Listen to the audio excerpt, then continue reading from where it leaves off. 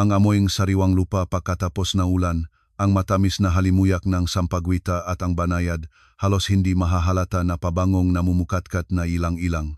Ito ang mundo ni Marina Reyes, isang mundong nilikha niya sa kanyang sariling makamay, ginagawang obra maestra ang mga zapoteng lupain. Sa kanyang edad na 42, siya ay isang kilalang pantas sa landscape design, may-ari ng umuusbong na kumpanyang hardin ng kalikasan. At ngayon, nakatayo siya sa gitna ng kanyang pinakabagong natapos na proyekto, isang magarang rooftop garden sa isang luxury condominium sa lungsod ng Makati. Nadarama niya ang malalim na kasiyahang nagpapasing ng kanyang puso. Ang mga batang araw-tsaria na itinanim sa malalaking ceramic pot ay tumutungo sa asul na langit ng Metro Manila, habang ang mga daanan mula sa natural na bato ay umikot sa pagitan ng mga islang tanaw ng bougainvillea at dwarf na palma. Lahat ay ayon sa kanyang pangarap, pagkakatugma, kaayusan, at counting wildness ng kalikasan. Ate Marina, kamangha-mangha po ito talaga. Ang boses ng kanyang kliyente, isang matagumpay na negosyanteng 50 taong gulang, ay humila sa kanya mula sa kanyang pagninilay. Hindi ko inakala na sa itaas ng gusaling ito ay magagawa ang ganito kagandang hardin. Ngumiti si Marina, ang kanyang pirmihang ngiti, pinagsamang profesional na kagalang-galang at tunay na galak sa magandang trabahong nagawa. Masaya ako na nagustuhan ninyo, Ginoong Santos. Ang pinakamahalagang bagay ngayon ay ang tamang pag-alaga. Iniiwan ko sa inyong gardener ang detalyadong matagubilin. Medyo matagal pa silang naglakad sa hardin, tinatalakay ang mga detalye. At pagkatapos magsalitan ng paalam, bumaba si Marina patungo sa kanyang kotse. Ang pagod ay masarap na kumukurot sa kanyang makalamnan. Matakal at maikting ang araw, ngunit sulit ang resulta. Umupo siya sa upuan ng kanyang maasahang SUV na nagsisilbing opisina rin niya habang nasa daan at huminga ng maluwag. Uwi na. Uwi na sana, kung saan naghihintay sa kanya si Ronnie. Ang iniisip sa asawa ay nagdulot ng mainit na alon ng pagmamahal. 10 taon na silang makasama ni Ronnie at hanggang ngayon ay naniniwala pa rin si Marina na talagang maswerte siya. Si Ronnie ay hindi negosyante o malikhaing tao tulad niya. Siya ay nagtatrabaho bilang sales manager sa isang kumpanyang nagbebenta and industrial equipment. Matatag ang trabaho, ngunit walang espesyal na pagtulon. Ngunit siya ang kanyang sandigan, ang kanyang ligtas na daungan. Lagi siyang humahanga sa talento ni Marina, sumusuporta sa pinakamatapang niyang pangarap, at pinakamahalagang lahat, inako niya ang lahat ng pinansyal at legal na rutina ng lumalaking negosyo. Ate Marina, ikaw ang artista, lumikha ka, sabi niya sa simula, nang binubuksan pa lamang niya ang kanyang unang kumpanya. Ang nakakaantok na pakikipagbuno sa mga papel, buwis, at kontrata iwan mo sa akin. Mas marunong ako roon. At masayang inilaan niya ito. Ang accounting ay inasikaso ang kanyang matagal ng kaibigan at accountant na si Lena. Ang estratehikong pagpaplano, pakikipag-usap sa mga abogado at bangko, nasa kay Ronnie na lahat iyon. Ganap na pinakakatiwalaan siya ni Marina. Nagmamaneho siya sa gabing Makati. Pinapanonot ang mga ilaw na sumasalamin sa basang aspalto.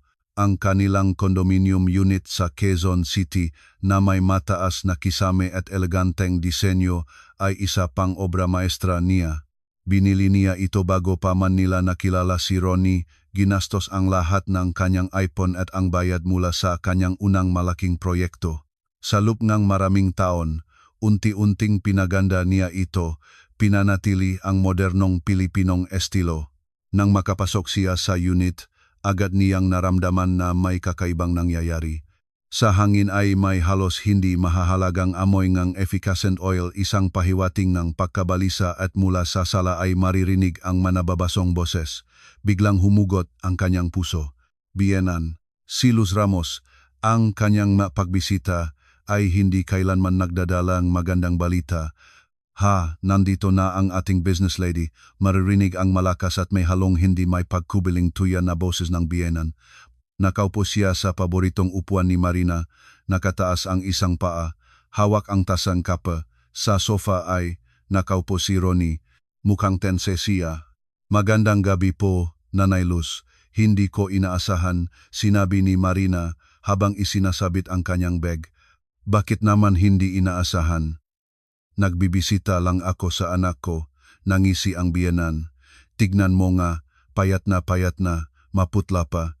Hindi mo ba pinakakain ang iyong asawa? Tumahimik si Marina at pumasok sa kusina para gumawa ng tsaa. Ang makipagtalo kay Luz Ramos ay parang subukang mapagtagumpayan ang bagyo. Siya ay dating punong ekonomista sa isang malaking korporasyon, isang babaeng mapanghawa, sanay na ang kanyang salita ay batas. Mula sa simulang kanilang pagkakilala, malinaw na ipinahayag ni Luz na hindi niya itinuturing si Marina na angkop na asawa para sa kanyang Ronnie. Masyadong independyente, masyadong nakatuon sa trabaho, at 2 taon pa na mas matanda. Inihahanda ko na ang hapunan, sinabi ni Marina, binubuksan ang ref. Kakain po ba kayo kasama namin? Huwag na. Hindi ko kayang kainin ang iyong lutuin, nasasaktan ang tiyan ko, putol na sinabi ni Luz. Nagdala akong puto at bibingka para sa anak ko. Kumain ka na, Ronnie, ng totoong pagkain. Nay naman, bahagyang protesta ni Ronnie. Maganda ang luto ni Marina. Siyempre, mapayapang tumango ang biyenan, ngunit ang kanyang tingin ay nagsasabing kabaliktaran.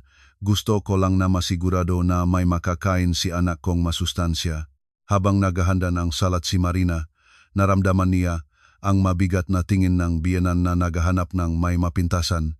Iniisip ko nga, sinimulan ni Luz ng hindi direkta, tinutugunan ang anak ngunit malinaw na nakatutok sa manugang, malaki na ang negosyo ni Marina.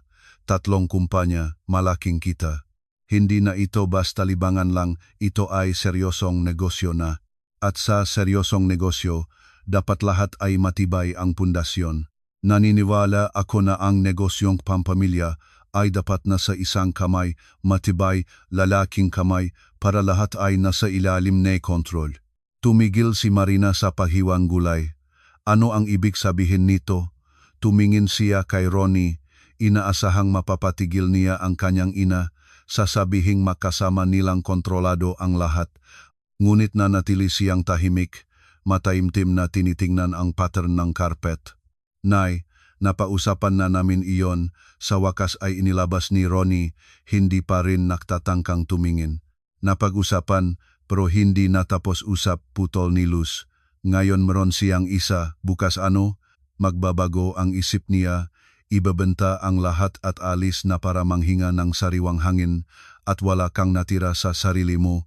Lahat ay dapat nasa pangalan mo, Ana, o sa akin. Mas maasahan iyon. Ito ay kayamanan ng pamilya, hindi laruan ni Marina. Ang mga salitang biyenan ay nahulog sa katahimikan ng kusina na parang mga bato. Tumingin si Marina sa asawa at sa kanyang katahimikan, sa kanyang nakayuko na tingin, sa unang pagkakataon sa 10 taon ay nakakita siyang hindi suporta, kunding ibang bagay. Isang bagay na malamig, di kilala at nakakatakot.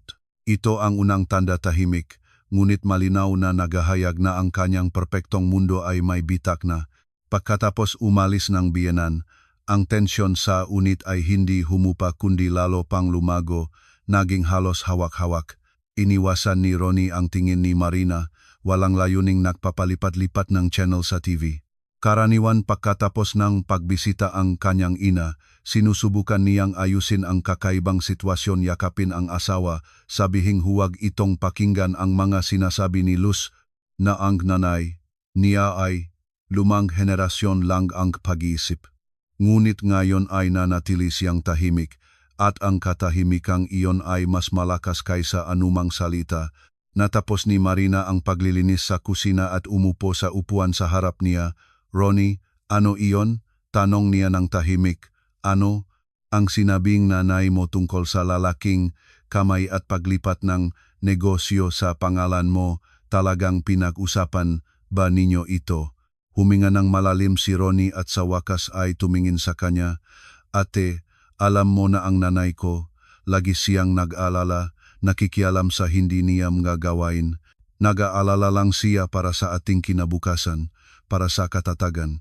Ang aking kinabukasan ay ang aking negosyo na itinayo ko mula sa simula.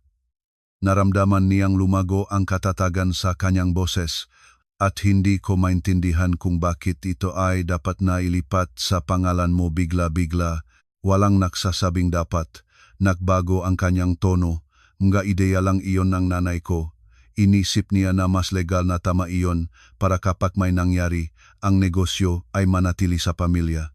Ako ba ay hindi pamilya? Nanginig ang kanyang boses. Ronnie, 10 taon na kitang pinagkakatiwalaan. Ikaw ang humahawa ng lahat ng gawain, lahat ng akses ay nasa iyo. Ano pa ang kailangan? Tumayo siya at lumapit sa kanya. Lumuhod sa harap ng upuan, hinawakan ang kanyang makamay. Ang galaw na ito ay pamilyar, nakakadisarma. Mahal, patawad. Nilampasan ng nanay ko ang hangganan. Kakausapin ko siya, bahagyang hinto. Pero may kaunting katotohanan sa kanyang salita, hindi sa pagpapalipat ng lahat sa akin. Siyempre hindi kundi sa pangangailangan na i-optimize ang legal na estruktura. 3 makakahiwalay na kumpanya, kakumplikado iyon at hindi maginhawa. Nakipakonsulta ako sa ilang tao. Sinasabi nila na maari nating pagsamahin ang lahat sa iisang holding company para sa mas madaling proseso ng kontrata, pagkuha ng utang. Kailangan ko ng special power of attorney. Tumigil si Marina. Special power of attorney. Hindi siya abogado, ngunit perpektong naunawaan niya kung ano ang kahulugan ng dokumentong iyon. Ito ay ganap na kapangyarihan. Bakit? Tanong niya. Maingat na inilalabas ang kanyang kamay. Mayroon ka na namang SPA para sa pakikipagnegosasyon at pagpirma nga kasalukuyang dokumento. Hindi ba sapat iyon? Hindi sapat. Muli siyang subukang kumuhang kamay niya, ngunit umurong siya. Maintindihan mo, sa tuwing kailangang pirmahan ang malaking kontrata o mag-apply sa tender, kailangan ko pang habulin ka para sa pirma, pero ikaw ay nasa site o sa meeting. Nagaantala itong proseso. Sa spa, makakilos na ako agad para sa ating kaparehang kabutihan, para sa pag-unlad ng ating negosyo. Ating negosyo. Napakadali niyang sinabi ang salitang iyon, kahit kamakailan ay iyong libangan ito, pagkatapos ay iyong negosyo, at ngayon, nang nagsimula na itong kumitang seryosong pera, naging ating negosyo na ito. Naalala ni Marina ang mag-unang taon ng kanilang buhay magkasama, noon ay pangarap pa lamang ang hardin ng kalikasan at isang maliit na opisina sa semi-basement. Nagtatrabaho siya ng 14 na oras sa isang araw, personal na gumagawa ng mga disenyo, pumupunta sa mga nursery para sa mga halaman, personal na nagdadala ng mga bak ng lupa. Si Ronnie noon ay tinatrato ito ng may mapakandilang pagmamahal. Ang aking artista, sinasabi niya, hinahalikan ang kanyang kamay na may duming lupa. Ang mahalaga, nagagustuhan mo ito. Hindi siya naniniwala sa kanyang tagumpay, ngunit nagustuhan niya ang kanyang sigasig, at pagkatapos dumating ang unang malaking order, pangalawa, ikatlo umaangat ang negosyo. At iyon na ang pagkakataon kung kailan nag-alok si Ronnie ng kanyang tulong. Tunay ngang inayos niya ang magulo niyang sistemang dokumento, nakahanap ng magagandang supplier, nagtatang ng koneksyon. Nagpapasalamat siya sa kanya. Nakita niya ito bilang pagpapakita nga pagmamahal at malasakit, o mula sa simula pa ay kalkulasyon na ito. Kailangan ko pang mag-isip, sinabi niya, tumitindig. Masyadong seryosong desisyon ito. Siyempre mag-isip ka, napakabilis na pumayag siya. Hindi kita pinipilitan, gusto ko lang ang pinakamabuti para sa atin. Gabi na iyon, matagal siyang hindi makatulog. Nakahiga si Ronnie sa tabi niya, pantay at tahimik ang hininga, habang nakatayo siya sa kisame, pinapanood ang kanilang pag-usap. May kakaibang bagay, isang mapekeng nota sa kanyang salita, labis na kababalagan. Nagsasalita siya tungkol sa pag-unlad, sa pag-optimize, ngunit tila sa likod ng magagandang terminong iyon ay may ibang bagay na nakatago, isang bagay na hindi pa niya maidentifika. Kinabukasan, muli niyang sinimulan ang usapan tungkol sa spa, ngunit mula sa ibang anggulo. Ate Marina, naalala mo ba Gusto nating kumuha ng utang para bilhin ang lupa sa labas ng lungsod para sa nursery. Hinihingi ng bangko ang napakaraming dokumento at sa lahat ng ito ay kailangan ang iyong personal na pirma. Kung mayroon akong SPA, magagawa ko ang lahat ng mag-isa, hindi kita aabalahin mula sa trabaho. Ang argumento ay may bigat. Ang ideyang sariling plant nursery ay matagal na niyang pangarap. Magbibigay daan ito sa kanya para hindi umasa sa mga supplier at kontrolin ang kalidad ng material. Pinag-usapan nila ito ng ilang buwan na. Kakausapin ko si Lena, sinabi niya para tapusin ang usapan. Kailangan nating malaman kung anong makapangyarihan talaga ang kailangan mo. Siyempre. Muli siyang pumayag ng madali, ngunit sa kanyang mamata ay napansin niya ang isang sandaling kabiguan. Malinaw na inaasahan niya na pipirmahan niya ang mga papel ng hindi mabasa tulad ng dati niyang ginagawa. Ang maliit na insidenteng iyon ay naging isa pang nakababahalang tanda, hindi na ito nag-isa. Ilang tanda na silang lumalabas, nagtitipon sa nakababahalang melodiya na lalo pang lumalakas sa kanyang puso. Naramdaman niyang nakatayo siya sa pintuan ng isang hindi magandang katotohanan at ang kanyang hinaharap ay depende sa kung paano niya haharapin ang kasalukuyang sitwasyon. Nakpasya siyang huwag muna gumawa ng mabilis na hakbang, laruin ang kanyang laro, ngumiti, sumang-ayon, ngunit maging alerto, hindi na niya kayang gumastos ng luho ng bulag na tiwala. Ang masusunod na ilang araw ay lumipas sa atmosfera ng malakit na tensyon.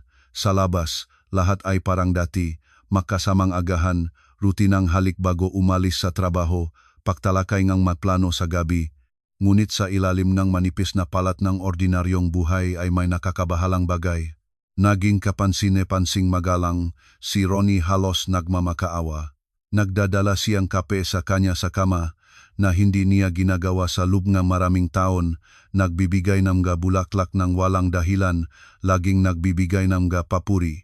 Anumang ibang babae ay magiging masaya sa ganoong atensyon, ngunit naramdaman ni Marina ang kasinungalingan sa bawat kilos niya, sa bawat salita. Ito ay parang gawin ng nakasalang estudyante na sinusubukang haluran ang mahigpit na guro bago ang pagsusulit.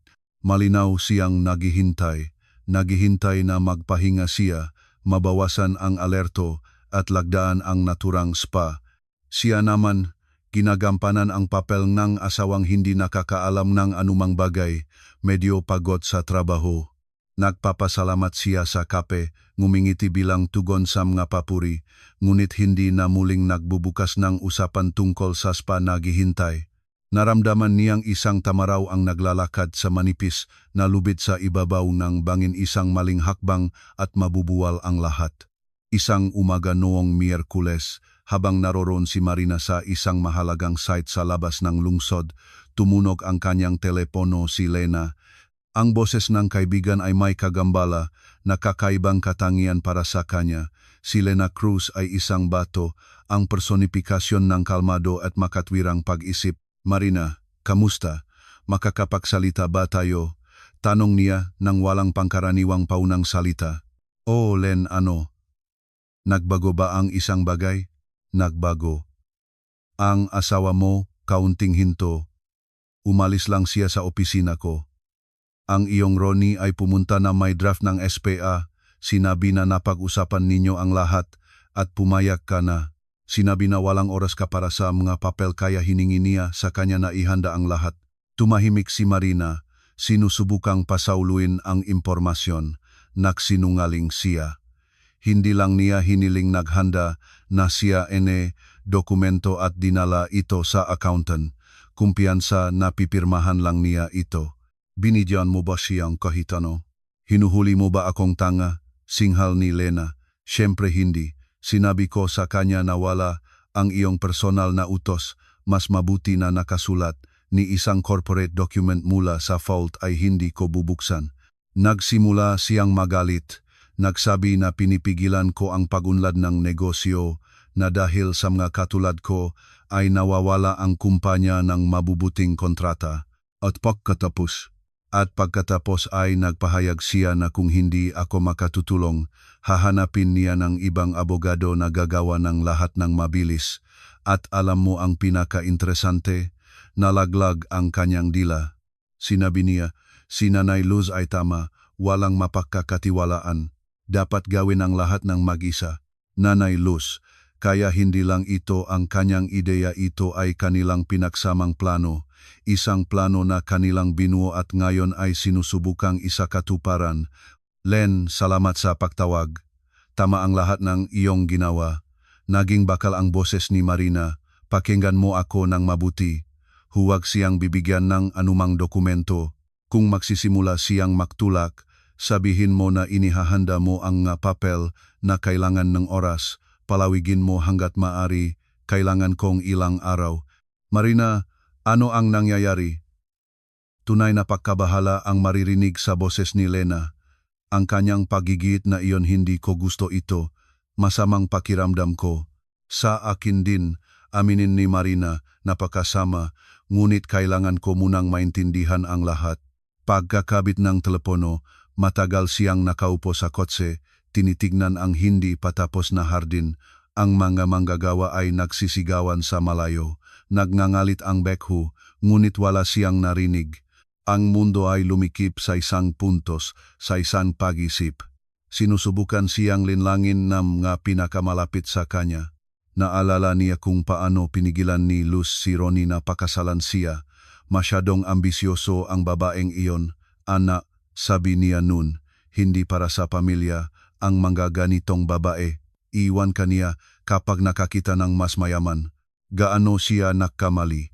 Hindi kailanman nahanap ngang kayamanan si Marina, nilikha niya ito, at ngayon, ang kayamanang iyon ang dahilan kung bakit nila siya gustong sirain.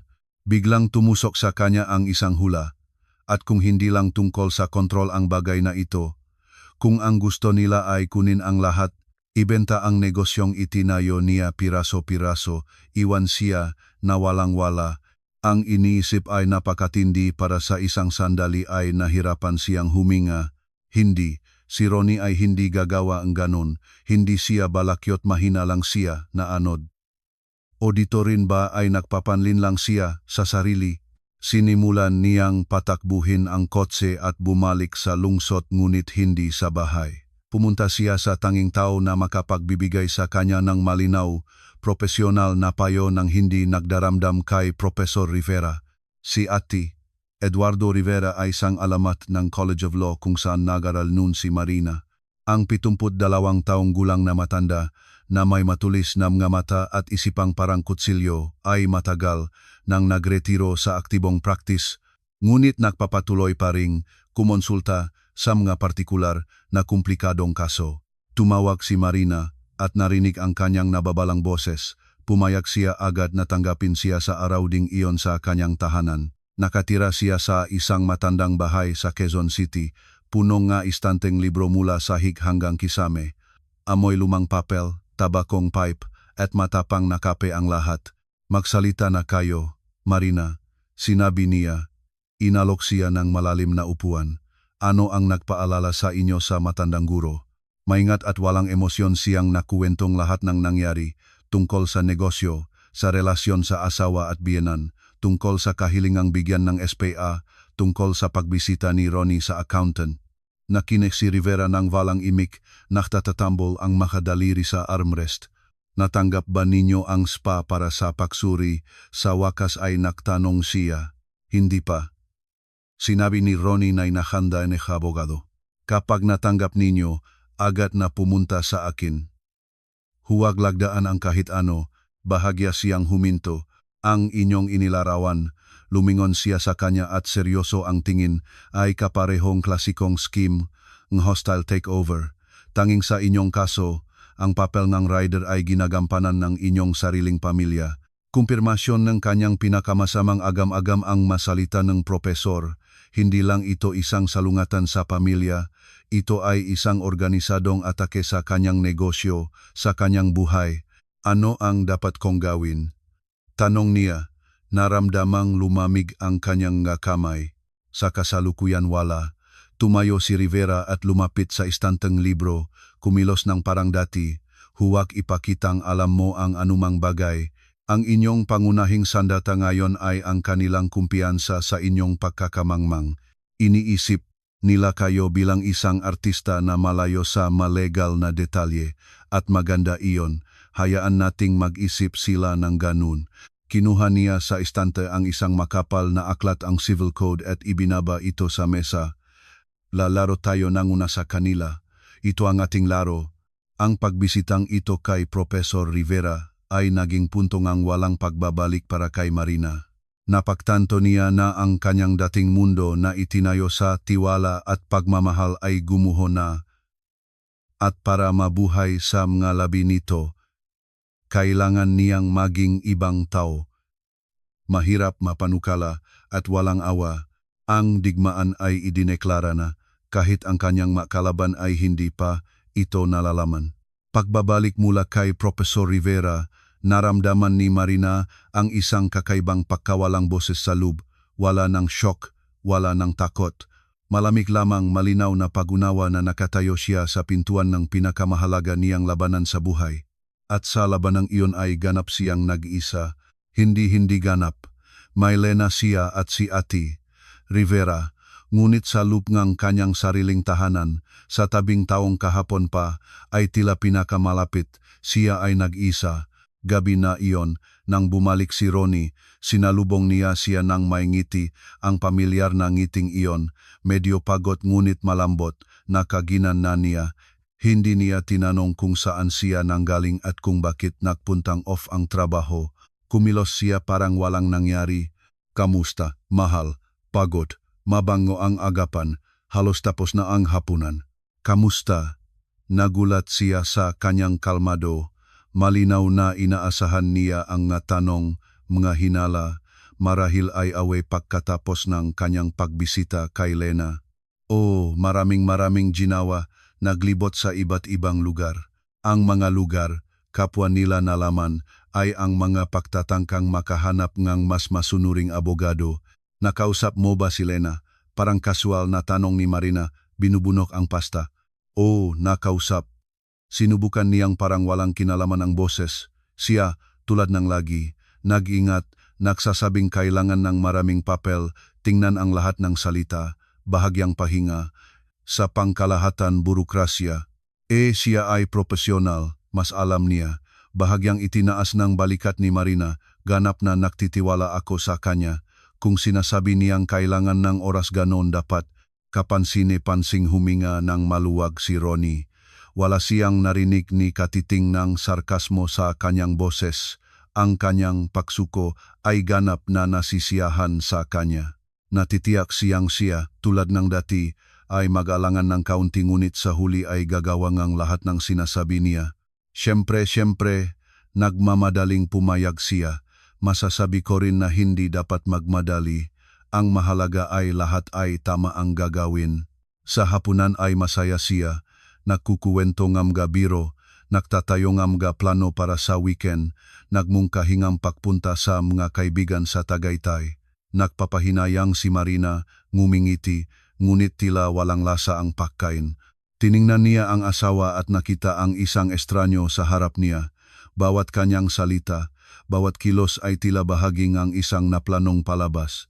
Paano niya nagawa ito nang hindi napansin? Paano siya nabuhay sa ilusyon ng 10 taon? Gabi na iyon, nang matulog na si Ronnie, tahimik siyang bumangon at pumasok sa kanyang study. Inilaw ang desk lamp at umupo sa harap ng computer. Nagsimula ang kanyang sariling yugto ng investigasyon. Binuksan niya ang folder ng mga financial documents ng kumpanya. Si Lena ang nagpapatakbo ng pangunahing accounting, ngunit may access si Marina sa lahat ng account at report. Hindi niya kailanman ginagamit ang maitoganap na nagtitiwala sa kaibigan at asawa. Ngayon ay oras na para suriin ang lahat ng mag-isa. Nagsimula siya sa maliit na bagay. Binuksan ang mga statement na corporate cards na ginagamit ni Ronnie, mga gastusin sa representation tulad na tawag niya sa mga ito. Sa simula ay lahat ay tila maayos. Mga almusal at hapunan kasama ang mga kliyente sa mga restaurant, taxi, mga business gift. Ngunit habang lumulim siya sa mga report sa nakaraang taon, lalo at lalo niyang natuklasan ang mga kakaibang bagay. Isang resibo mula sa isang mamahaling alahas na tindahan halos 50,000 piso. Kumubot ang Noni Marina. Hindi niya matanda ang nagbigay silang ganoong mahal na regalo sa sinumang partner. Binuksan niya ang detalye ng bayad, mga earrings at bracelet, mga alahas. Kailanman ay hindi si Ronnie nagbibigay ng ganung regalo para sa negosyo. Nagpatuloy siya. Narito ang serye ng mga bayad sa isang spa salon. Bawat isa ay malaking halaga. Gift certificates para sa mga partner. Sabi sa nota na sulat kamay ni Ronnie, ngumisi si Marina. Napakabukas palad na regalo. Tiningnan niya ang website ng salon. Ang mga presyo ay nagpapatunay ng kanyang hinala. Ang mga halaga ay katumbas ng pinakamamahaling comprehensive program para sa mga babae. Bahagyang nanginig ang kanyang mga kamay nang buksan niya ang susunod na statement, bayad para sa 2 tiket papuntang Cebu, business class. Ang biyahe ay 3 buwan na ang nakalipas. Eksakto sa mga weekend na iyon na raw si Ronnie ay pumunta sa isang mahalagang kumprensya. Habang nanatili si Marina sa lungsod dahil may mataas na blood pressure ang kanyang ama. Nalungkot pa siya noon na hindi siya makasabay sa asawa, ngunit kumbinsido siya si Ronnie na purong trabaho ang okasyon, nakakainip at hindi kawili-wili. Hinipit ang kanyang hininga. Nahanap niya sa email ang ulat niya tungkol sa nasabing business trip, mga malabong salita, ilang larawan mula sa conference hall malinaw na kinuha mula sa internet. At narito, ang resibo Enyi Hotel, 2 kwartong suite para sa 3 gabi. Naupo siya sa harap na screen at ang larawan ay inayos sa isang kabuuan. Isang nakakatakot, pangit, ngunit ganap na malinaw na larawan. Mayroon siyang ibang buhay, isang buhay na binabayaran niya gamit ang pera ng kanyang kumpanya.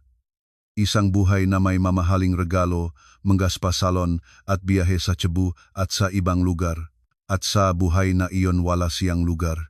Sino siya?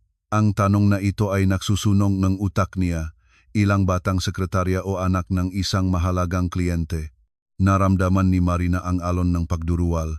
10 taon na iniisip niya na ang kanilang kasal ay halos perpekto.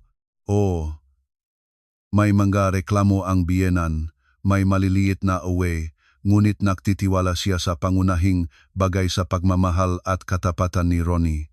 At ngayon, ang tiwala na iyon ay naging abo. Pinilit niyang kontrolin ang sarili. Wala ito sa oras para sa eksena. Kailangan ngayon ay mangolekta ng ebidensya. Maingat niyang kinopya ang lahat na kahina-hinalang statement, resibo at ulat sa isang hiwalay na USB drive na agad niyang itinago. Pagkatapos ay ginawa niya ang hindi niya kailanman ginawa dati. Binuksan niya ang kanyang laptop na walang ingat na iniwan ni Ronnie sa mesa. Alam niya ang password.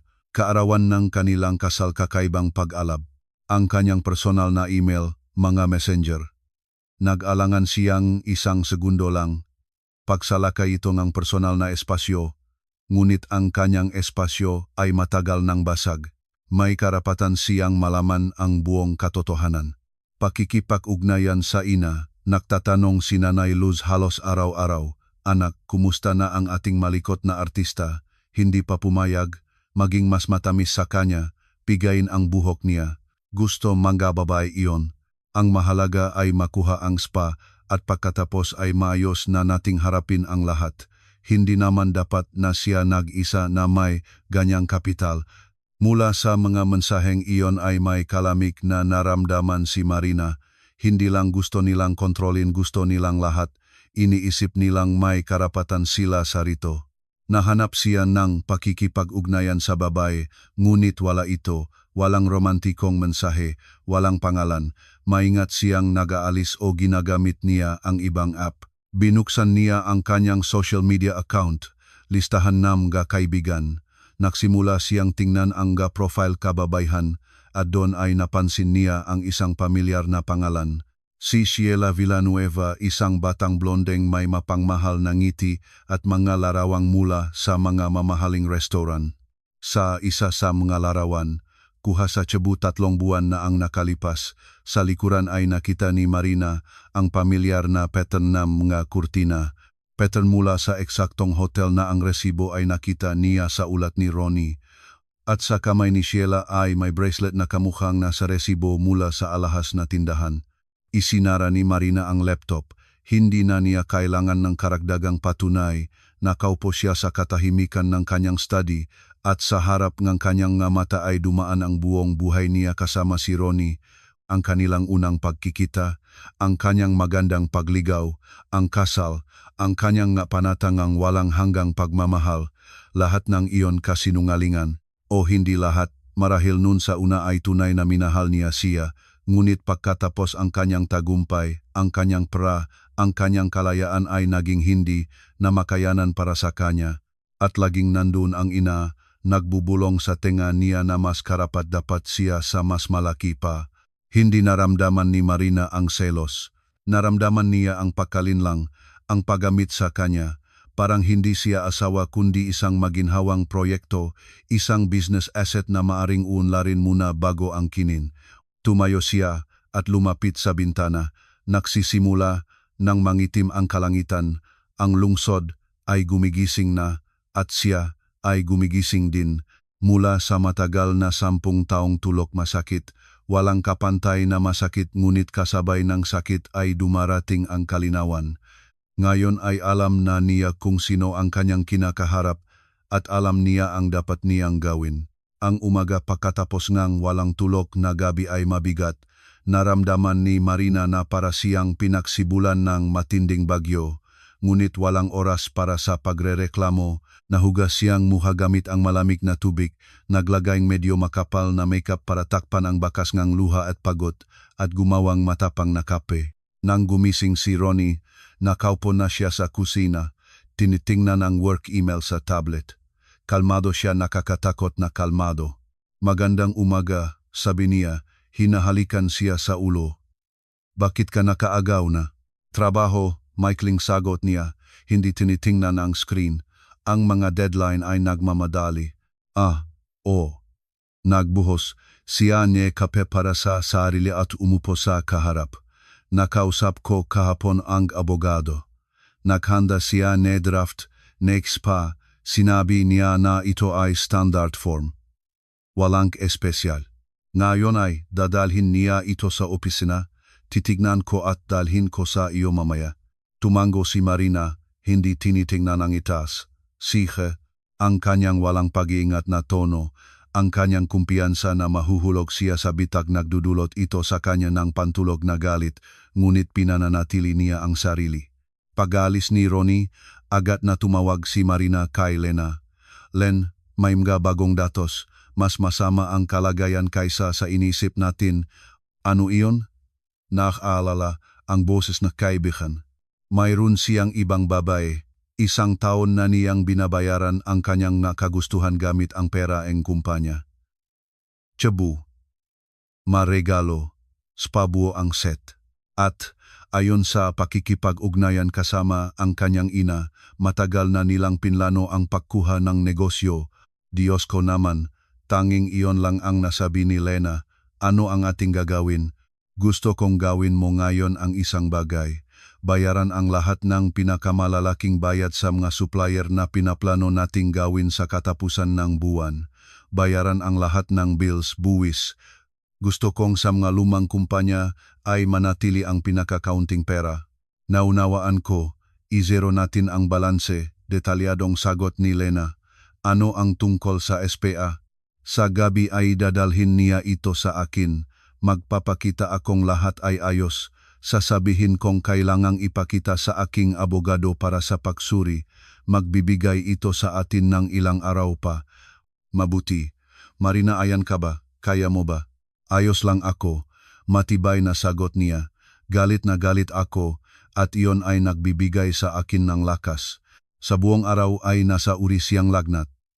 Nagpunta siya kay Professor Rivera, ipinakita ang lahat ng natuklasang ebidensya, mga statement at pakikipag-ugnayan. Nakinig ang matandang abogado ng walang imik at lalo pang kumubot ang kanyang makilay. Matapos siyang makatapos ay bulong niya. malinaw ang larawan, hindi na ito pagtatangkang kontrolin lang ang negosyo. Ito ay panloloko, tahasang panloloko, na may konspirasi. Seryosong kaso ito. Hindi ko husto na makulong siya, umiling si Marina.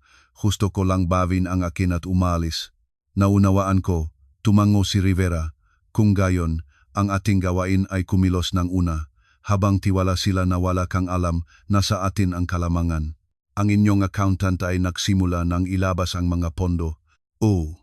Ngayon ay dapat na maproseso ang lahat ng pangunahing bayad.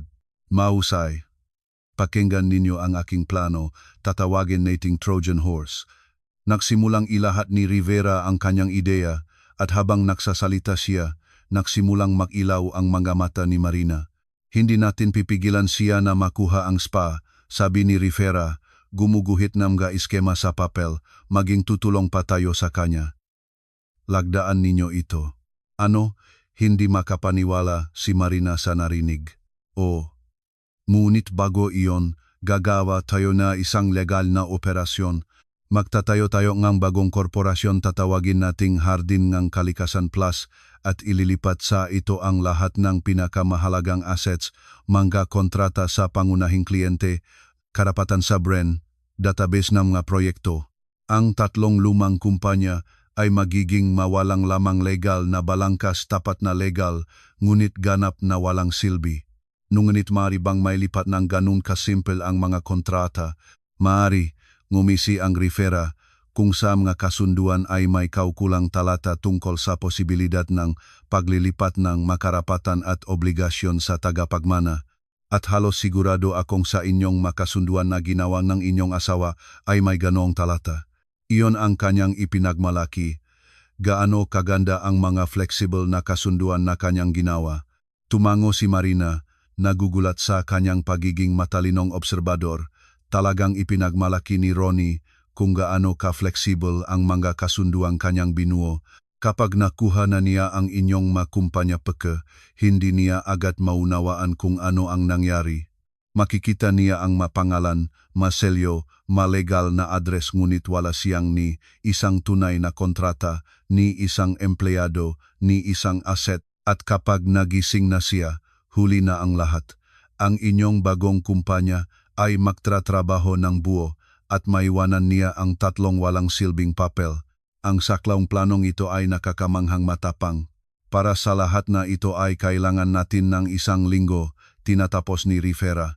Rehistro ng bagong kumpanya, muling paglalabas ng makasunduan, abiso sa makliyente.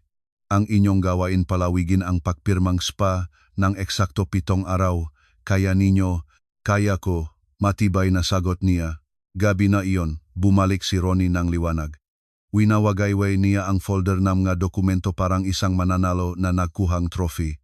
Narito na, Ate Marina. Lahat ay handa na. Ang aming abogado ay talagang talentado. Nagawa ang lahat sa loob ng 1 araw.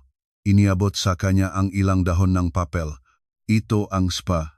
Kinuha ito ni Marina. Sinusubukang huwag manginig ang kanyang makamay. Salamat, mahal, sinabi niya sa pinakawalang muwang na boses.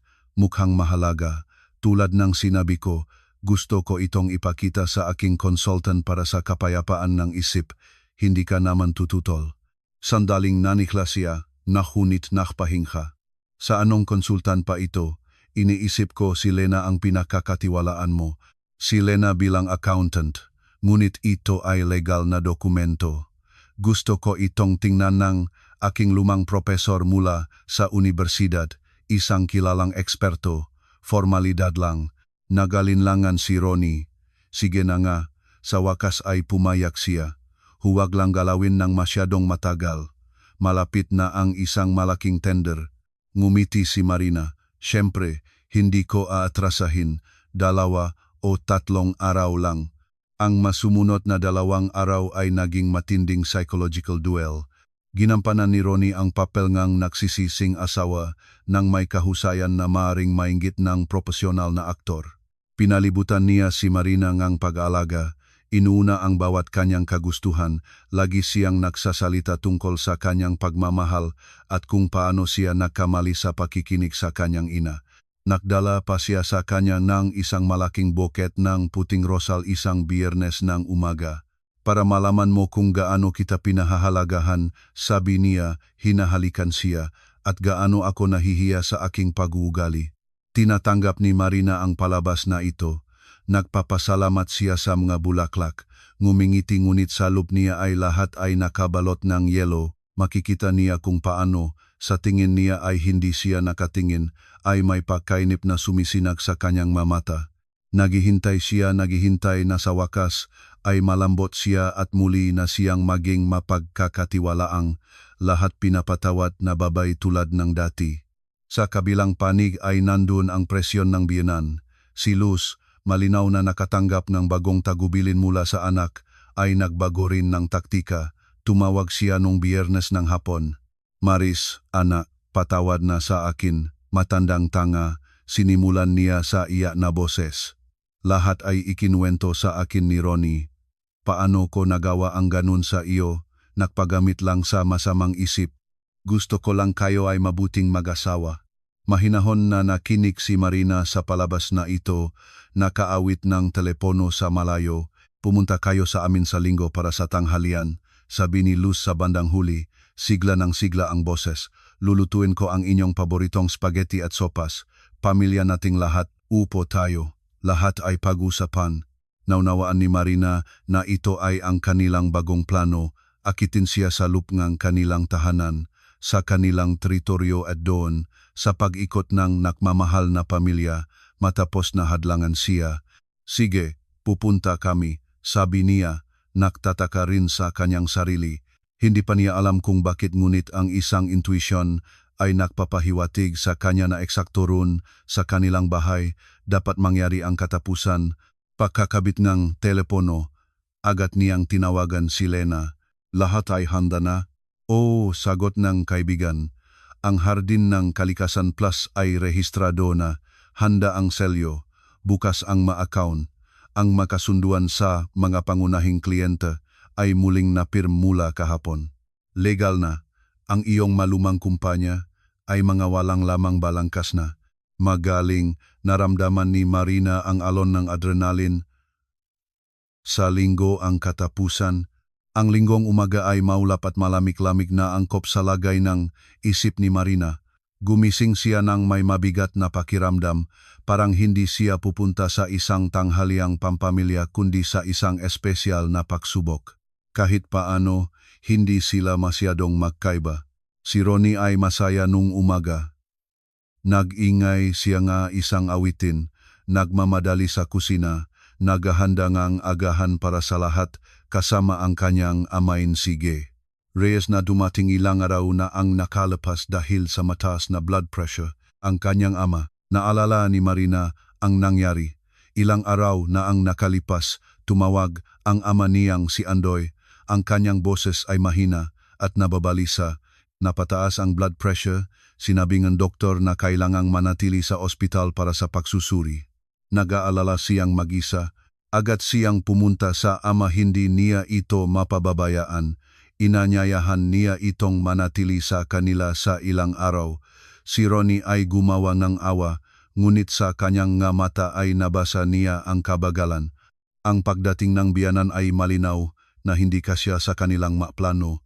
Ngayon, habang ginagawa ni Ronnie ang papel ng maalagang manugang nagdadala ng diaryo sa ama, nagtatanong tungkol sa kalusugan, lalong nakakainis sa kanya ang muwang na ito. Ano kaya, Tatay Andoy? Handa na tayo? Nagtanong si Ronnie, naglalagay na almusal. Siyempre, masarap ang Nanay Luz magluto. Magkakaroon tayo ng magandang pag-uusap. Tahimik na uminom kape si Marina. Dumating sila sa bahay ni Luz ng eksakto 2:00, sinalubong sila ni Luz sa pintuan, nagliliwanag sa pekeng pagkakatuwaan. Niyakap niya si Marina na hindi niya kailanman ginawa sa 10 taon kanilang pagkakilala. Maris, anak, pumasok na. Ang saya ko na makakasama tayo. Iisang pamilya tayo naman. Ang mesa sa sala ay punong pagkain. Halata ang pagsisikap ni Luz. Nilagang manok, pinakbet, sinigang, at sa gitna ngang mesa ay isang malaking leche flan. Upo na, nagmamadali si Luz. Ronnie, ibuhos ang katas ng dalandan, nagdiriwang tayo ngayon. Umupo sila. Binuksan ni Ronnie ang boteng alak, ang takip ay bumalong malakas. Para sa atin, ipinagdiriwang niya, itinaas ang baso. Para sa ating pamilya, para sa ating pinagsamang tagumpay. Umigop si Marina, maasimito. Ang tanghalian ay nagpatuloy sa atmosferang surrealismo. Si Ronnie at ang kanyang ina ay kumilos na parang walang nangyari. Nagtatawa sila, nakukuwento nga maala-alang pamilya, nagtatayo ng mga plano para sa hinaharap. Iniisip ko nga. Sabi ni Luz habang naglalagay, nga higit na pagkain sa plato ni anak, kapag umarangkada na ang negosyo, kailangan ninyong mag-isip ng bahay sa Tagaytay. Sariwang hangin, kalikasan at may matutulian ako tuwing bakasyon. Tahimik na kumain si Marina, hindi nakikibahagi sa pag-usap, naghihintay siya. Alam niya na ang palabas na ito ay inihanda para sa isang bagay, para sa pangwakas na humiliating na aksyon. At hindi ito nagtagal. Nang lumipat na sila sa desert, tumayo si Ronnie. Ang kanyang mukha ay nakumot ng masolemne. Mahal, kinausap niya si Marina, matagal na tayong makasama. Napakarami kang nagawa, ang iyong talento, ang iyong pagsusumikap. Ngunit tulad ng tamang sinabi ng nanay, ang malaking negosyo ay nangangailangan ng matibay na kamay. Kaya naman, nagpasya kami. Sa sandaling iyon ay naramdaman ni Marina na malapit na ang lahat. Tahimik niyang pinindot ang record button sa kanyang telepono na nakapatong sa kanyang kandungan. Sa eksakto ring sandaling iyon, sa pintuan ay may naririnig na ingay at pagkatapos ng hindi kumatok ay pumasok sa silid ang isang batang lalaki sa mahigpit na damit na may hawak na makapal na about. Ipagpaumanhin ninyo, sabi niya, tinitignan ang magulantang mga mukha. Si Ginoong Ronnie Ramos ay naririto ba? Ako po iyon, nanlit na sagot ni Ronnie. Sino ka? Arturo po ang pangalan ko. Kuryente mula sa legal na kumpanya Rivera at kasama. Kailangan ko pong maibigay sa inyo ang mga dokumento sa ilalim ngagda. Lumapit siya kay Ronnie at iniabot ang makapal na sobre. Nakilala ni Marina ang batang katulong ng profesor. Lahat ay ayon sa plano. Anong mga dokumento? Namagitan si Luz. Wala kaming inaasahan. Pagkakamali yata ito, bulong ni Ronnie, hindi sigurado ang pagtanggap ng sobre. Walang pagkakamali, mahinahon na sagot ni Arturo. Naron ang abiso ng pagsisimula ng proseso ng pagkalugi ng tatlong kumpanya na kayo ay naging pangkalahatang tagapamuno kahapon ng gabi at pre-litigation claims ng mga supplier para sa hindi nabayarang account. Tiningnan ni Ronnie ang kanya, walang pag-unawa. Binuksan niya ang sobre. Ang kanyang nga mata ay nagtatakbo sa mga linya at ang mukha ay dahan-dahang humabang. Paggalugi, anong utang, wala akong naiintindihan. Ngunit doon ay nahulog na ang kanyang tingin sa ikalawang dokumento sa sobre. Ito ay isang opisyal na liham mula kay Marina. Tumayo siya. Sa palagay ko, oras na para linawin ang lahat, sinabi niya ng malakas at malinaw. Ang kanyang boses ay hindi nanginginig. Ronnie, Nanay Luz, binabati ko kayo. Mula kahapon, kayo ay tunay na ganap na may-ari ng tatlong kumpanya. Ngunit may isang detalye lamang. Ang makumpanyang ito ay magabangkarota na. Lahat ng assets, lahat ng kontrata, lahat ng empleyado, at kahit ang pangalan na Hardin ng Kalikasan 1 linggo na ang nakalipas, ay legal na inilipat sa aking bagong kumpanya. Kayo naman ang naiwanan ng mga legal na balangkas na may multimilyon peso na utang sa mga supplier na hindi ko nakalimutang bayaran. Sa silid ay nahari ang isang patay na katahimikan. Tinignang nagtataka ni Ronnie ang papel, pagkatapos ay ang asawa. Nakatayo si Luz na nakahawak ng tinapay na leche flan. At doon ay nangyari ang sandaling naging kulmunasyon ng lahat. Kumuha si Ronnie, puti ng parang bangkay, ng kanyang telepono at nanginginig ng mga daliri ay nagdial ng numero ng kanyang ina kahit nakaupo lamang ito sa 1 metro ang layo. Na-transfer ko na ang lahat.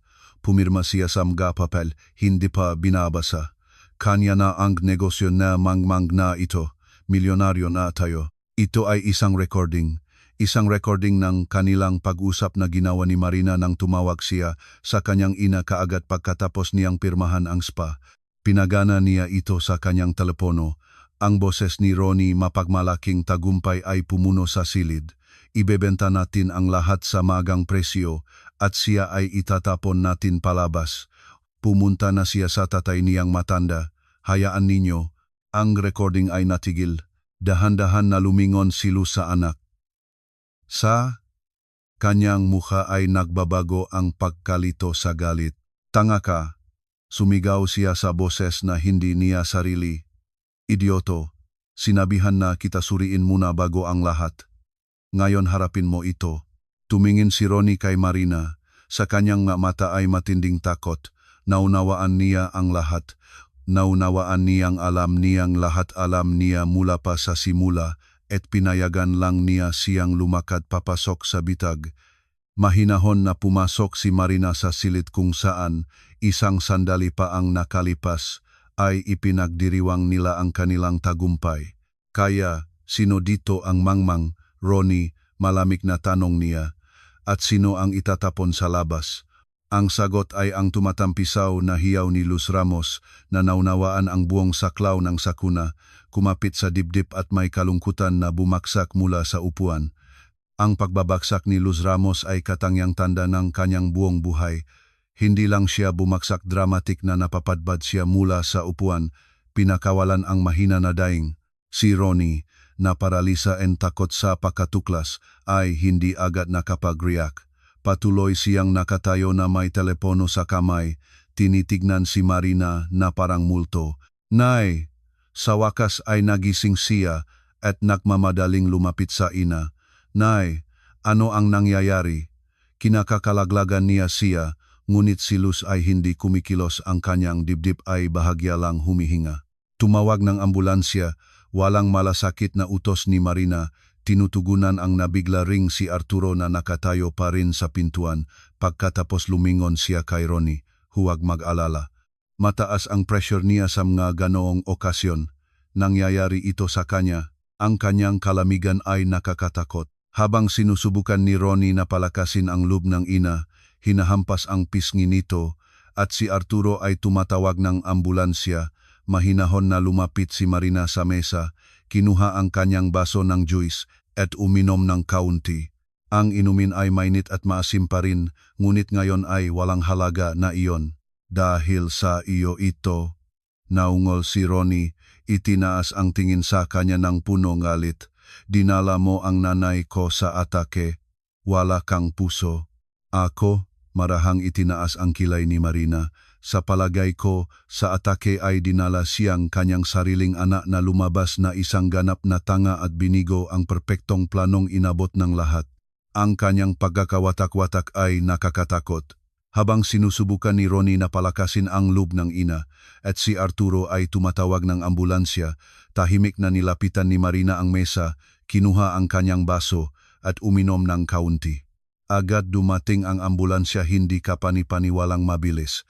Ang dalawang pagod na paramedic ay pumasok sa apartment, karaniwang tinitignan ang eksena.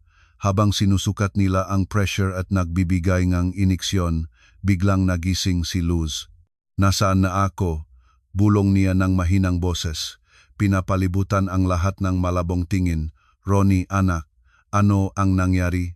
Lahat ay mayos, nay. Kinakainggit ni Ronnie ang kamay nito. Papunta na tayo sa ospital. Susuriin ka. Siya.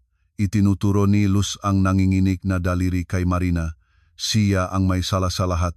Sinira niya tayo. Dayain niya tayo. Dahil hindi niya gusto ang posibilidad na marinig NG paramedic ang detalye, mahinaon na lumabas si Marina sa kusina. Narinig pa rin niya ang patuloy na lamento ng biyenan, ang pag-ang-ang ni Ronnie, at ang mga doktor nang napag-alaman nilang walang seryosong kondisyon, ngunit hindi rin nila gustong makialam sa eskandalo na galok ng hospitalization para sa pagsisiyasat. Nang inilabas si Luz sa stretcher, nagtapon siyang tingin kay Marina na punong galit na galit. Sandali ay nag-alinlangan si Marina. Tumigil si Ronnie sa pintuan. Ang kanyang mukha ay punong nanginginig na halong galit at takot. Hindi ko ito hahayaan ganito. Pinilit niya sa pamamagitan ng ngipin. Ihahabla kita. Babayaran mo ang lahat. Suwerte naman, bahagya lang ikiniling ang balikat ni Marina. Huwag lang kalimutang bayaran ang utang ng iyong mabagong kumpanya. Ang manakpapawatang ay hindi mahal ang paghihintay. Pumasok ang pinto. Natira si Marina ng mag-isa sa apartment ni Luz sa gitnang labing ang hindi natapos na pagdiriwang. Mabagal siyang lumakat sa paligid ng silid. Magilalas na tela, hindi tapos na leche flan, mga walang lamang bote. Lahat ito ay mukhang dekorasyon sa isang palabas na naabigo. Lumapit siya sa bintana. Ang ambulansya ay umaalis mula sa harap ng gusali. Sa loop nito, alam niya na kaupo ang kanyang asawa na kamakailan ay nawala ang lahat. Negosyo, pera, asawa, at doon na, nang humupa ang tensyon, sumakit ang kanyang puso. Hindi ito kasiyahan ng tagumpay. Walang tagumpay, tanging isang napakalaking napagod at sakit. Bumaba siya sa isang upuan at nagsimulang umiyak. Ang maluha ay dumaidig sa pisngi, pinahalong natirang makeup. Hindi siya umiyak tungkol sa nawawalang pagmamahal na, pala, ay hindi umiiral. Umiyak siya tungkol sa 10 taong nawala sa kanyang buhay. Tungkol sa mga taong ginugol sa pagpapalugod, sa mga taong hindi kailanman nakpahalaga sa kanya, tungkol sa mga taon nang nagdududa siya sa sarili, sa kanyang talento, sa kanyang karapatang maging maligaya dahil lagi siyang pinapaliwanag na hindi siya sapat na mabuti.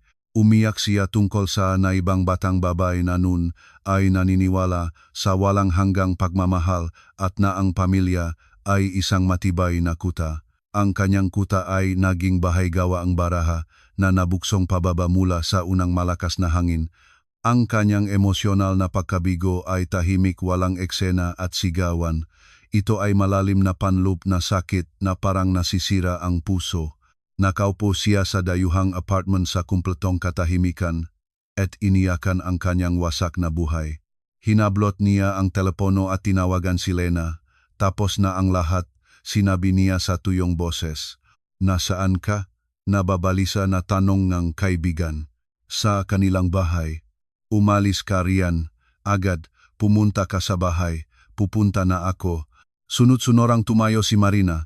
Kinuha ang kanyang bag at lumabas ng apartment nang hindi humalik-halik.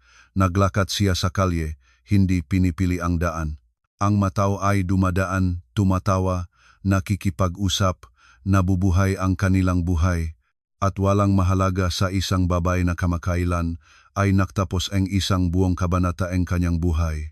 Naramdaman niya ang pagkawalang laman, parang kinuha ng isang bagay ang kaluluwa niya at naiwan lamang ang isang balangkas. Naunawaan niya sa pag-isip na tama ang kanyang ginawa, na ito ang tanging posibleng reaksyon sa kanilang pagtataksil, ngunit sumakit ang puso. Naglakad siya hanggang sa baybayng lawa sa isang parke malapit sa lugar. Umupo siya sa bangketa at tiningnan ang madilim na malamig na tubig. Ang hangin ay humulakpos sa kanyang buhok, ngunit hindi niya naramdaman ang lamig. Ang buong buhay niya, lahat ng kanyang pagpapahalaga at mga pahiwatig, lahat ay nabuong pira-piraso. At ngayon ay kailangan niyang itayo ang lahat muli. Nag-iisa. Dumating si Lena makalipas ang kalahating oras. Nahanap si Marina sa bangketa sa tabing lawa. Tahimik siyang umupo sa tabi niya, ibinalabal sa kanyang balikat ang mainit na scarf, at nandun lang. Minsan ang tahimik na suporta ay mas mahalaga pa sa libu-libong salita. Matagal silang naupong ganun, tinitignan ang tubig, hanggang ang maunang sinangang araw ay sumilip sa pagitan ng maulap. "Uwi na tayo." Sa wakas ay sabi ni Lena, "Kailangan mong matulog." Sa bahay, bumagsak si Marina sa kama at nahulog sa mabigat na antok na walang panaginip. Halos isang araw siyang natulog at nang gumising siya sa labas ngang bintana ay gabi na uli. Nagkukusina si Lena. Ang amoy ng sariwang sabaw ay pumuno sa apartment. "Gumising ka na," ngumiti ang kaibigan. "Halika, hugasan at sa hapagkainan, kailangang kumain ka." Sa hapunan ay naramdaman ni Marina ang kakaibang pagkakaparang, parang ang lahat ng nangyari kahapon ay nangyari hindi sa kanya, kundi sa bidang isang pelikula. Ang sakit ay humupa, pinalitan ng malamig na nagtatangis na kawalan. At ano ngayon? Ano ang maplano? Tanong ni Lena nang maubos ang sopas. Hindi ko alam, tapat na sagot ni Marina. Mabuhay siguro. Magtrabaho. Iyon mismo ang malinaw. Ibig kong sabihin tungkol sa kanila. Hindi sila basta-basta titigil. Si Luz malamang ay nakfa-file ng reklamo sa lahat ng institusyon at si Ronnie maring subukang bumalik, laruin ang kartnak pagsisisi. Ayaw ko na silang makita kailanman. Naunawaan ko iyon. Ngunit sila ay mga may-aring 3 kumpanya na may malaking utang at ang mga nagpapautang ay darating sa kanila at sila naman ay darating sa iyo magbibintang, nagbabanta, hihiling na ibalik mo ang lahat. Huminga ng malalim si Marina, naunawaan niya ang pagiging tama ni Lena, ang kwento ay hindi pa tapos. Ano ang ating gagawin, maging handa? Si Lena ay muling naging abogado. Inihanda ko na ang lahat ng mga dokumentong nagpapatunay ng paglilipat ng assets. Lahat ay ganap na legal. Hindi nila maaring makukuha ka, ngunit pilit nilang pipigayin ka ng psychological, kaya ganap na pag-iwas. Walang pagpupulong, walang pag-usap, lahat ng pakikipag-ugnayan sa pamamagitan ko lamang. Sa sandaling ito, tumunog ang telepono ni Marina. Sa screen, tatay. Nalamig siya, ganap niyang nakalimutan ang ama sa kabuuan ng makaganapan. Alo, tatay, kumusta ka na? Ako ay ayos. Anak, ikaw ba? Nababalisa ang kanyang boses. Tumawag sa akin si Ronnie kahapon. Sinabi na nakaroon kayong alitan, na pinalayas mo siya. Iyak sa telepono, sinasabing ang kanyang ina ay nasa ospital dahil sa iyo. Naninakaw mo ang negosyo. Tatay, huwag siyang pakinggan, matibay na sinabi ni Marina, nagsisinungaling siya, ipapaliwanag ko sa iyo ang lahat mamaya. Sinabihan ko siya na sa inyong mag-asawa mismo makikipag-usap ako, ngunit natakot ako para sa iyo. Anak, ano ang nangyayari sa inyo? Dalaw kita bukas at lahat ay sasabihin, nangangako ako. Ang mahalaga ay huwag kang mag-alala. Ikaw ba ay mabuti? Mabuti naman ako. Salamat dahil nandun ka nung kailangan ko. Pagkakabit ng telepono, tumingin siya kay Lena. Nagsimula na sila. Sinabi ko na tumango ang kaibigan. Gagamitin nila ang lahat ng maruming paraan. At sa sandaling iyon ay may nagbago sa loop ni Marina. Ang manatitira pang awa kay Ronnie, ang mapagdududa, ang pagrereklamo, lahat ng ito ay sumingaw. Sa lugar nito ay dumating ang malamig na parang bakal na determinasyon. Nagpasya silang maglaro ng walang na panuntunan. Mabuti, tatanggapin niya ang hamon na ito. Hindi na siya magiging biktima, magiging mangangaso siya. Naalala niya ang kanyang nga pangarap tungkol sa isang munting bahay na may hardin, mga paglalakbay, isang mahinahon at maayos na buhay. Sinubukan nilang kunin hindi lang ang negosyo, sinubukan nilang kunin ang kanyang kinabukasan at hindi niya papayagan ito. Len, sinabi niya, at ang kanyang boses ay naktunog ng bago, matatag at may kumpiyansa. Tama ka, huwag ng depensa papanahon na para salakayin. Ano ang ating magapagpipilian? Ngumiti si Lena. Nakita niya sa mga mata ng kaibigan ang parehong apoy na nung naktayo itong negosyo mula sa simula. Marami, sinabi niya, kinuha ang kanyang notepad. Una, maari tayong mag-file ng kriminal na kaso laban sa kanya para sa panloloko, sapat ang ebidensya. Pangalawa, maari nating simulan ang pagsusuringang lahat ng kanyang transaksyon sa nakalipas na ilang taon. Tiyak na lalabas pa ang marami bukod sa iyong siyela. Pangatlo, maari nating nakaupo sila hanggang hating gabi, inilalabas ang estratehiya. Hindi na ito simpleng legal na protection, ito ay isang planong paghihiganti. Hindi marahas, hindi madugo kundi elegante at ganap na legal. Naunawaan ni Marina na nasa kanya ang lahat ng mga pamamaraan para hindi lang protektahan ang sarili, kundi papansinin silang kumalaban para sa bawat panlilinlang, para sa bawat kasalanan, para sa bawat patak ng luha. Ang kamalayan ng kanyang lakas ay nakakalango. Kinabukasan ay pumunta siya sa ama. Ikinuwento niya sa kanya ang lahat ng walang tinatago tungkol sa pagtataksil ni Ronnie, tungkol sa mga manipulasyon, tungkol sa planong ang biyenan. Nakinig si Ge Andoy ng walang imik at ang kanyang mukha ay lalong nagiging matigas. Papatayin ko siya, sinabi niya nang matapos siya. Huwag na, tatay. Hinawakan niya ang kamay nito. Huwag masayang ang makamay mo. Mag-aalaga na ako ng mag-isa gamit ang mga legal na paraan. Tama, tumango siya pagkatapos ng matagal na katahimikan. Labanan sila gamit ang kanilang sariling armas, kalkulasyon at batas. At alamin, anak, na lagi akong nasa panik mo. Kahit anong tulong ang kailangan mo, sabihin mo lang. Ang suporta ng ama ay naging huling nawawalang elemento. Ngayon ay handa na siya sa lahat. Bumalik siya sa bahay na puno ng determinasyon at lakas. Naghihintay ang digmaan at naghahanda siya para manalo.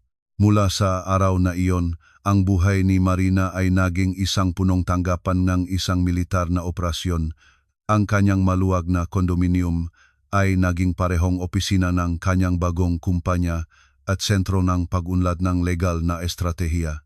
Halos naglipat na si Lena sa kanila, inako ang lahat ng komunikasyon sa labas, habang si Marina at si Ati Rivera ay pinino ang madetalye ng kasunod na hakbang. Una, tumawag sila ang paunang hamak sa reputasyon. Gamit ang kanyang koneksyon sa business community, nag-organisa si Lena ang aksidenteng pagtataho ng impormasyon. Ang kwento tungkol sa kung paano ang kilalang landscape designer na si Marina Reyes ay naging biktima ng hostile takeover mula sa kanyang sariling asawa ay mabilis na kumalat sa lungsod. Inihain ito bilang isang instructive business case tungkol sa panganib ng labis na tiwala. Ang pangalan ni Ronnie ay hindi direktang binanggit, ngunit sa mga makikitid na bilog ay lahat ay naunawaan. Ito ay nagpuputol sa kanyang anumang landas para sa pag-atras o paghahanap ng simpatiya sa mga kasamahan. Pangalawa, ang opisyal na paghahain ng reklamo para sa panloloko, personal na isinulat ni Ati Rivera. Ang aplikasyon sinusuportahan itong lahat ng nakolektang ebidensya, ang recording ng pag-usap, statement ng account, testimonya ni Lena. Sadyang hindi niya ginamit agad ang impormasyon tungkol sa karelasyon, inilalaan ang trump card para sa paglaon. Hayaan nilang isipin na kaunti pa lang ang ating alam, sabi niya nang may tusong ngiti. Hayaan silang makaramdam ng kamag-anak na kaligtasan, mas masakit ang pagbagsak. Ang plano ni Marina ay hindi lang para parusahan sila. Gusto niyang dumaan sila sa lahat ng bilog ng impyernong inihanda nila para sa kanya. Takot, kahihiyan, kawalang lakas. Naglagay siyang bitag at ngayon ay naghihintay na lang siyang lumakat ang kalaban papasok nito. Ang makalaban niya ay hindi nagtagal bago kumilos. 1 linggo pagkatapos ng paghahay ng reklamo, tumawag ang abogado nila. Marina Reyes, sinimulan niya sa mapagbilinggang tono. Ang aking kliyente na si Ronnie Ramos ay lubos na nagulat sa inyong reklamo.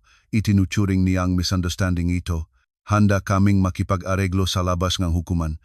Nakikinig ako, malamig na sagot ni Marina, sinisimulan ang recording ng pag-usap. Handa si Ginoong Ramos na talikuran ang anumang paghahabol sa inyong bagong negosyo. Kapalit nito, itatanggal ninyo ang inyong reklamo para sa panloloko at bahagyang nag-alinlangan ang abogado ako. Kayo nga responsibilidad para sa paglutas ng mga isyu sa utang ng 3 kumpanya na kasalukuyang nakarehistro sa pangalan ng kanyang ina.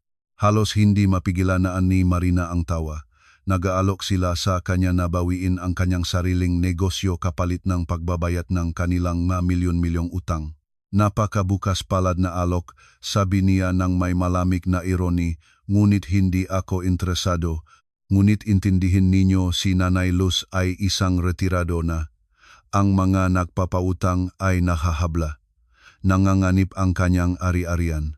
Masama rin naman na pakikingan ang nasa ilalim ng pinto ang usapan ng inyong kliyente at ng kanyang ina habang pinaplano nilang itapon ako sa kalye.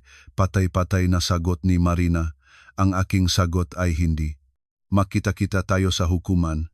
Alam niya na sila ay nagtatakot ng husto. Ang managpapautang sa hindi nabayarang mga materyales ay nagsimulang magsampang kaso para sa pagbawi ng utang. at ang ito ay dapat sagutin ng magabagong may-ari si Ronnie at ang kanyang ina. Inayos ni Marina at ng kanyang koponan ang isang multilevel na plano. Nakipag-ugnayan sila sa pinakamalaking managpapautang, ipinaliwanag ang sitwasyon at inalok ang kanilang tulong bilang eksperto para sa hukuman para patunayan na ang mga kumpanya ay ipinagbili ng may layuning mapalakas ang pandaraya.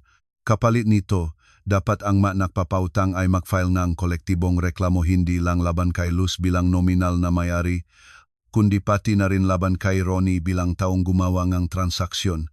Pinalakad nila ang sarili nila sa isang sulok, sinabi ni Ati Rivera habang pinag-aralan ang dokumento. Ang kasakiman at katangahan mapanganib na halo. Iniisip nila na sa pagrehistrong lahat sa ina na retirado ay pinoprotektahan nila ang assets.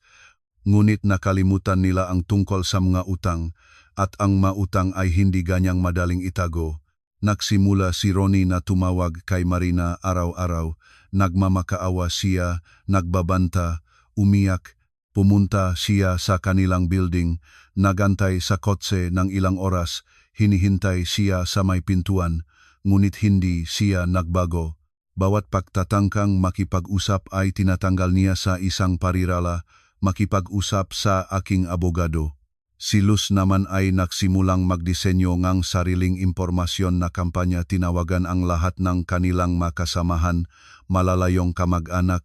Ikinuwento ang kalungkot-lungkot na kwento tungkol sa kung paano siyang mapanlinlang na manugang ay ninakaw ang anak niya hanggang sa kahit na sentimo, iniwan ang may sakit na ina na walang kabuhayan.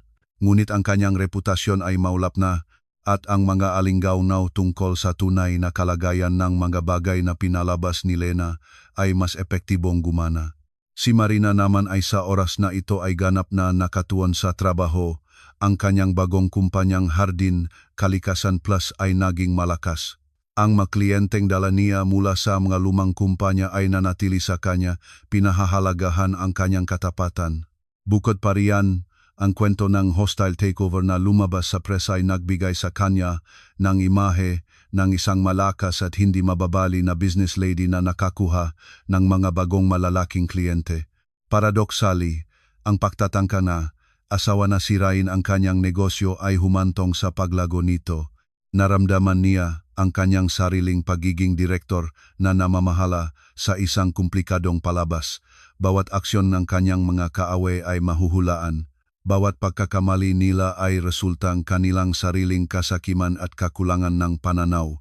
Hindi naramdaman ni Marina ang malaking kasiyahan kundi isang malamig na kasiyahan ng isang siruhano na inaalis ang isang masamang tumor. Alam niya na maglalaban pa rin sila sa hukuman, magsisinungaling, magpapalimos ng awa, maghahanap ng butas, ngunit handa na siya.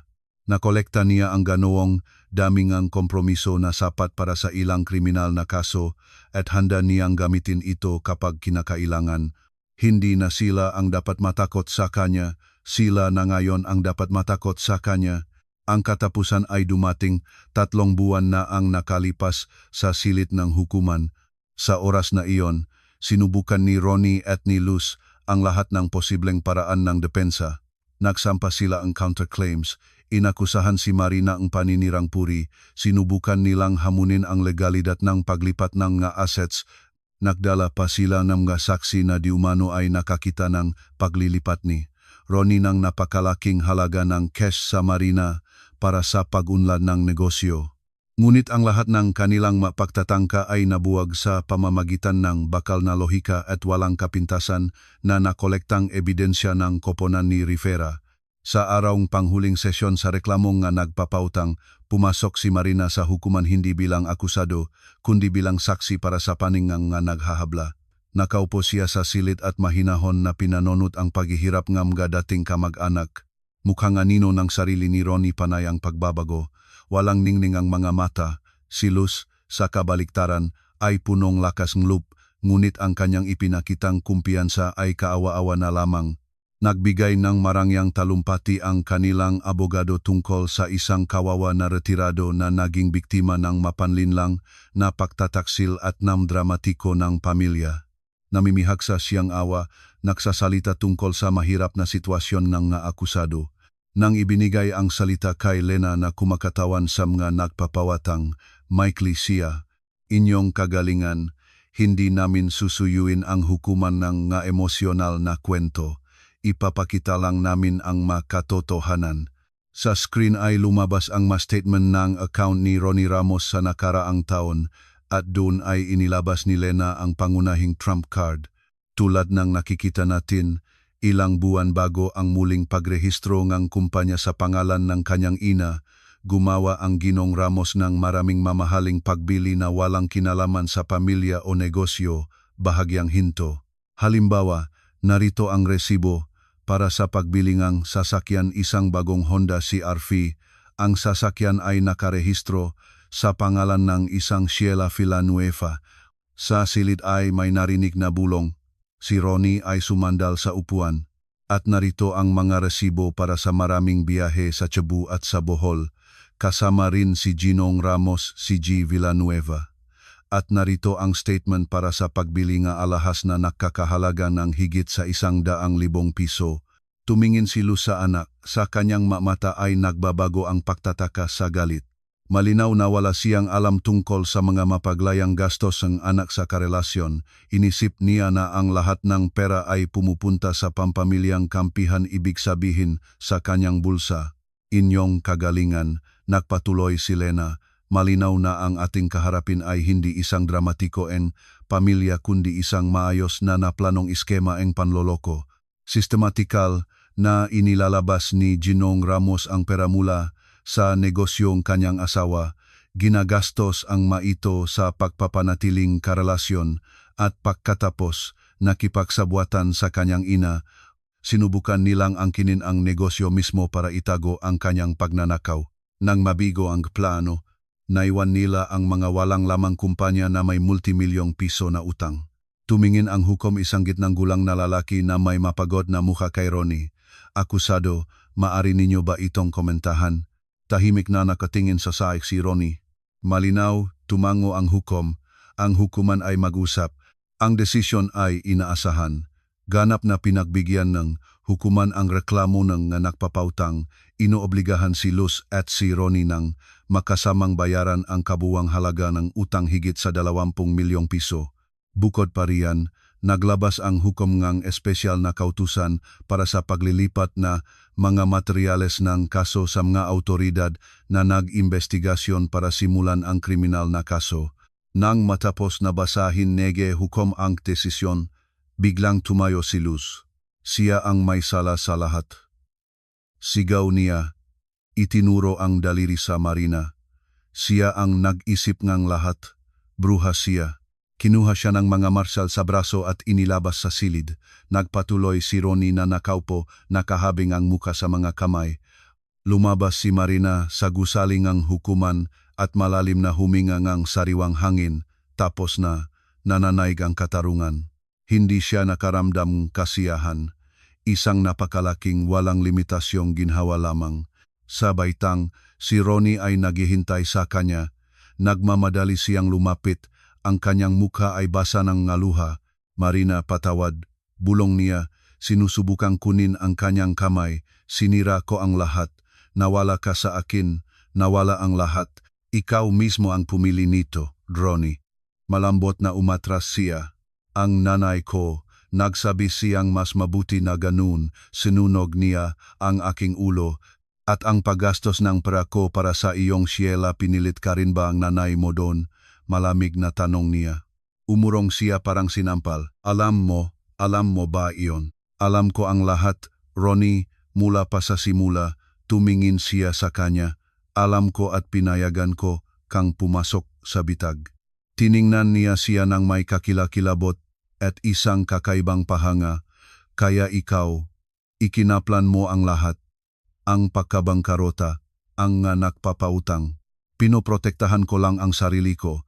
Bahagyang ikinatik ng balikat niya at binibigyan kayong pagkakataon na ipakita ang inyong sarili sa buong kulay.